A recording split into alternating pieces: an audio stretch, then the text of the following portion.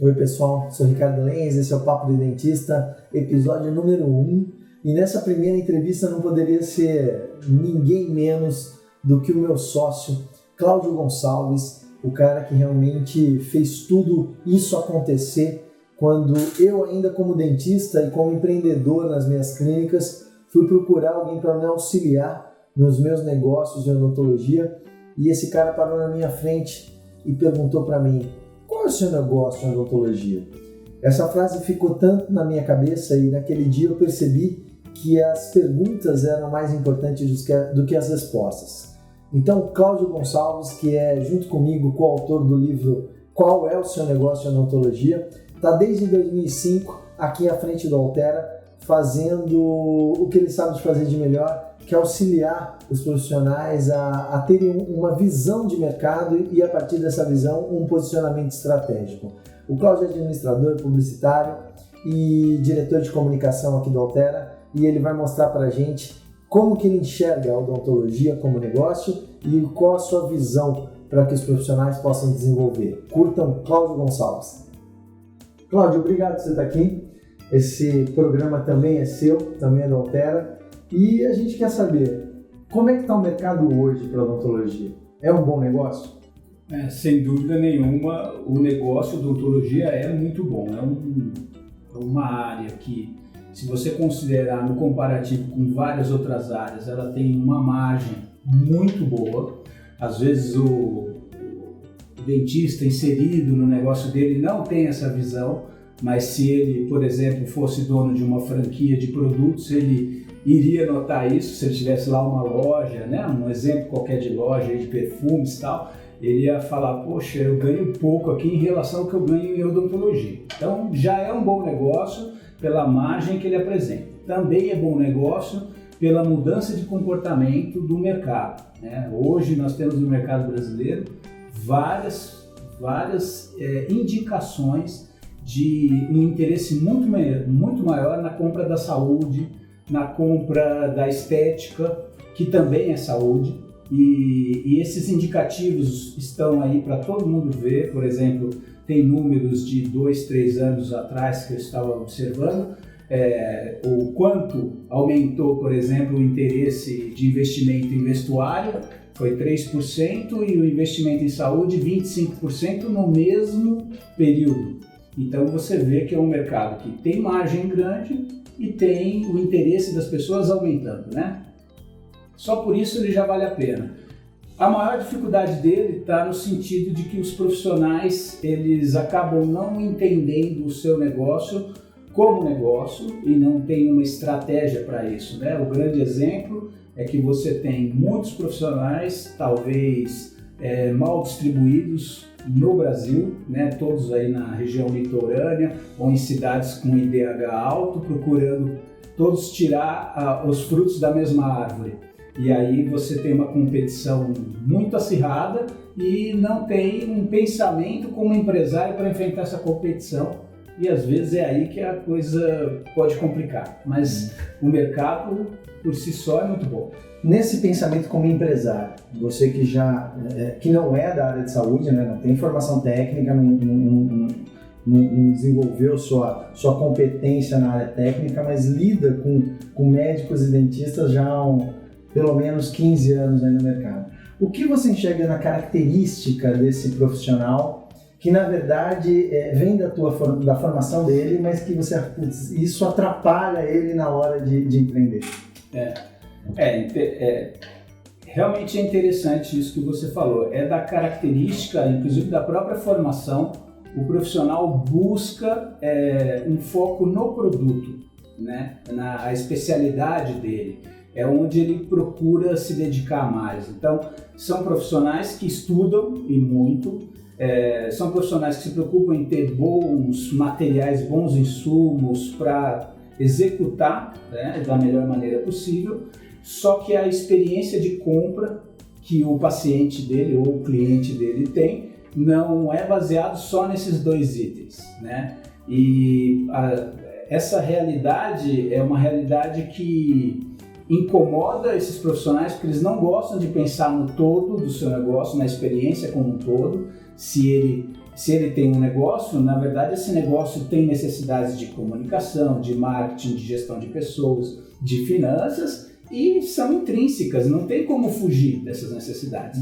E eu conversando com esses profissionais, às vezes eu noto que eles apresentam um desejo de serem empregados e não de ser donos, mas ao mesmo tempo foram criados num contexto em que eles só pensam em ser donos.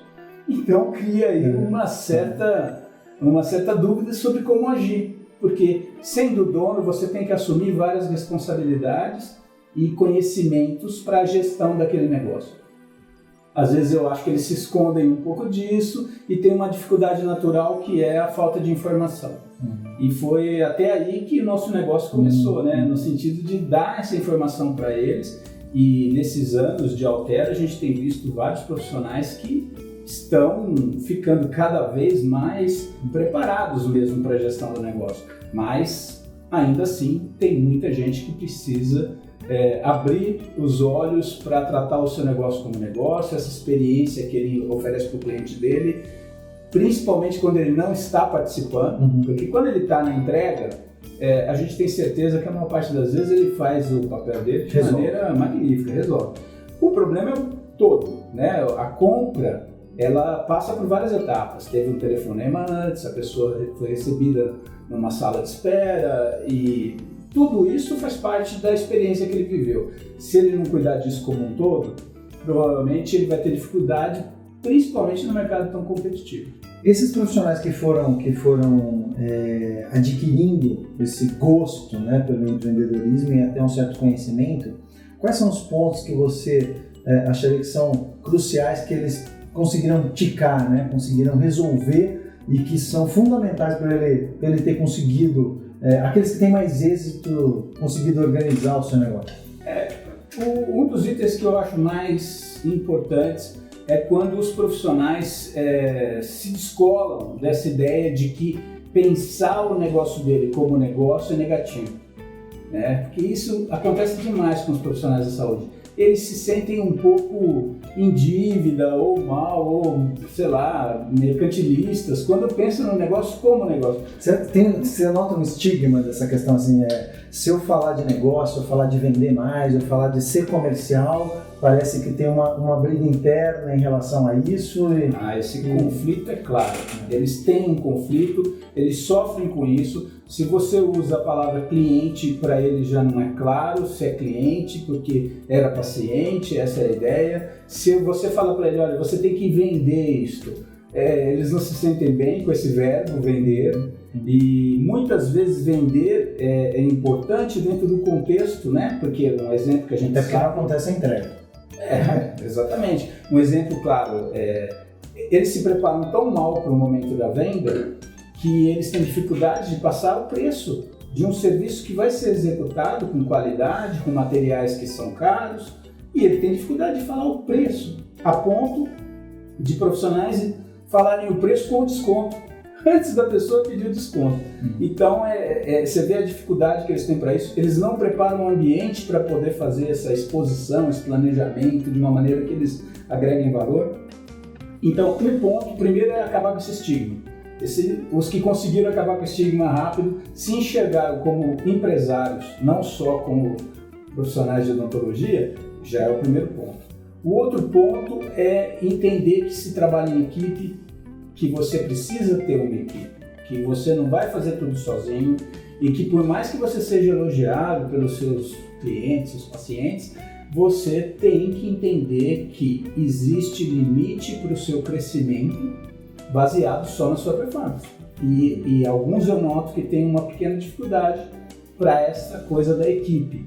São um pouco centralizadores, entendem que se eles controlarem tudo, eles vão ser mais fiéis aos seus clientes. Ele acha que não consegue transferir a qualidade que é dele para a qualidade organizacional corporativa. Exatamente.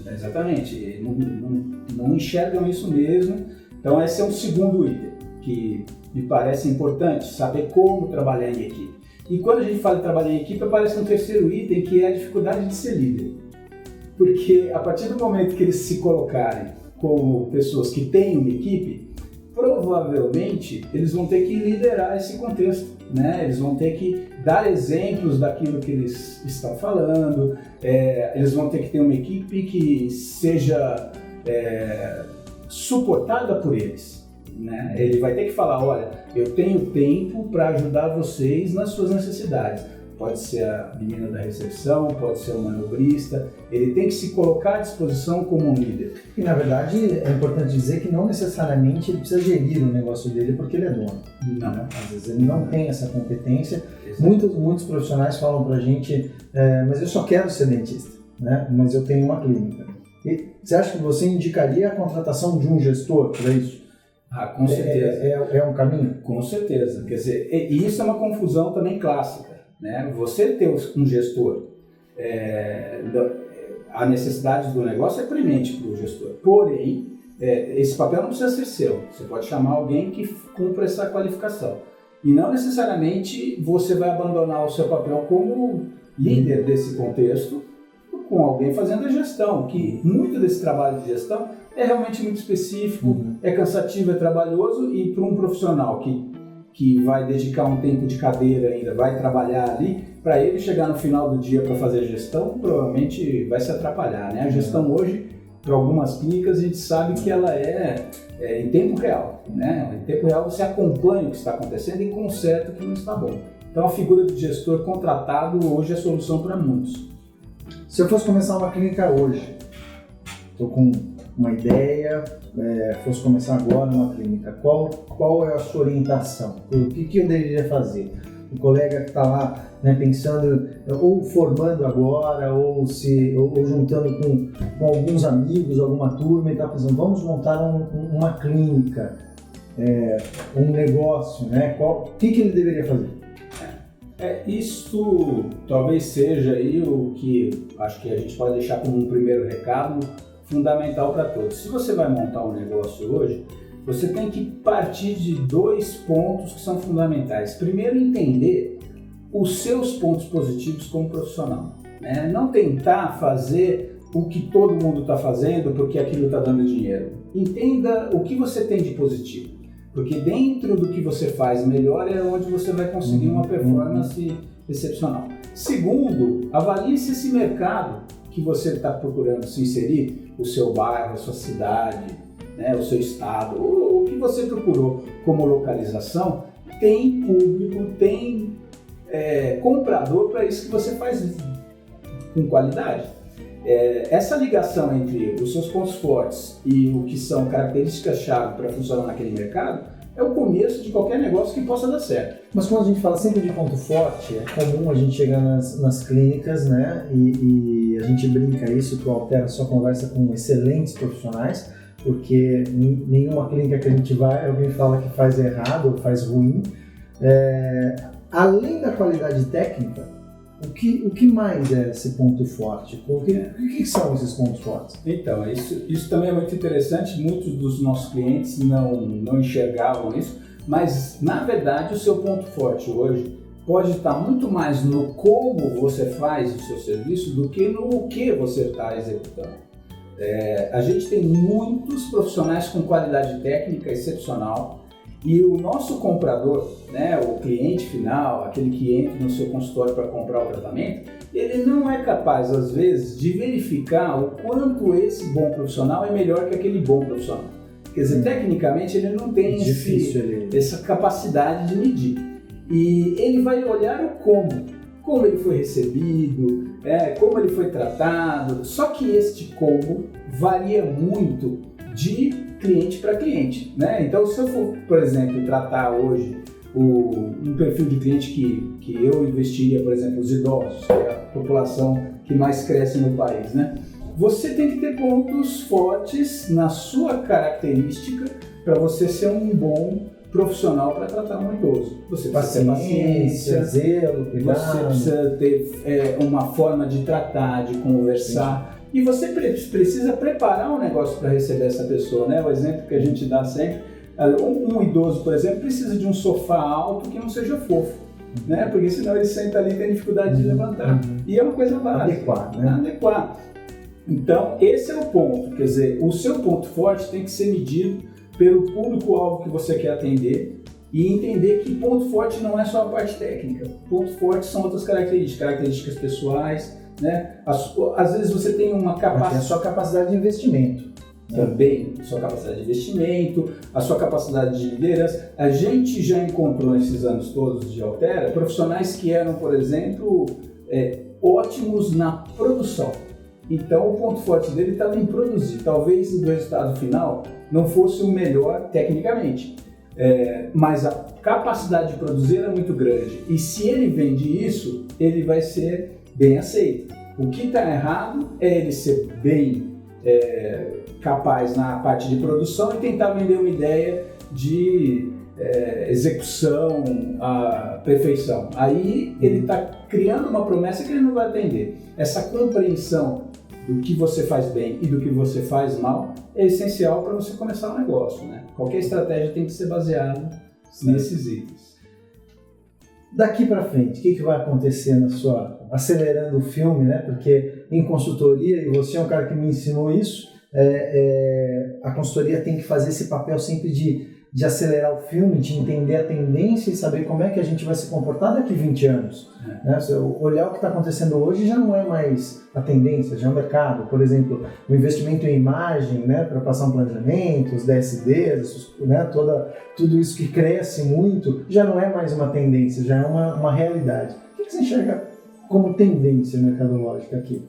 Primeiro, a gente não pode fugir do que está acontecendo no macroambiente. Então, quando a gente cita o envelhecimento da população, é um dos exemplos do que vai acontecer. Hoje, você como profissional tem que se ligar nessas tendências para se preparar, né? Esse exemplo do envelhecimento da população ele é muito bacana, porque nós que estamos há 10 anos visitando profissionais de odontologia, quantas vezes você subiu uma escada para chegar na clínica? Então, esse é o exemplo de quantos profissionais estão no mercado que está mudando e não estão atentos a essa mudança e, no determinado momento, aquele que antecipou, aquele que antes prestou atenção que não dá para ficar depois da escada, ele vai levar vantagem. Esse é um exemplo. Mas não é só isso, né? Eu vejo que, por exemplo, grandes grupos vão entrar no Brasil para assumir a parte da saúde. A partir desse ano está liberado, a partir de janeiro desse ano, a gente já tem lei para isso. E esses grandes grupos vão entrar para atingir, por exemplo, a camada da população que tem menor poder de compra.